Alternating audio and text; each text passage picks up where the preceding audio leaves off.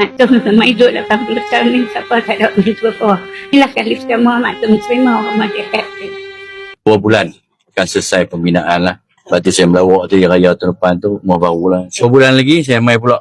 Sebagaimana yang dijanjikan lebih kurang dalam 3 bulan yang lalu, saya ke rumah makcik iaitu Mak Tom bagi membangunkan semula rumah-rumah di atas tanah yang dimiliki oleh asnaf tersebut. Dan hari ini saya sampai di rumah Mak Tom. Alhamdulillah 3 bulan yang lalu. Kata bila siap saya akan mai pula. Melawak ya, kata nak mai makan laksa. Di Mak Tom pun sedia laksa semua. Hari ini Majlis Agama Islam mai untuk kita nak serah rumah yang dah siap.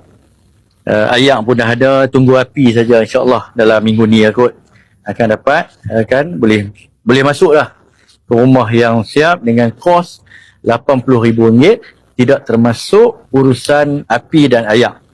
Yang kita peruntukkan tambahan RM10,000 untuk urusan utilities. Inilah antara sumbangan agihan daripada zakat Majlis Agama Islam Negeri Pulau Pinang untuk membantu asnaf fakir dan miskin yang tidak ada rumah, memiliki tanah. Dalam kes Mak Tom ni, umur yang puluhan tahun sama dengan suami masa ada dulu, didirikan di atas tanah yang dimiliki oleh orang lain. Tanah kepunyaan orang lain.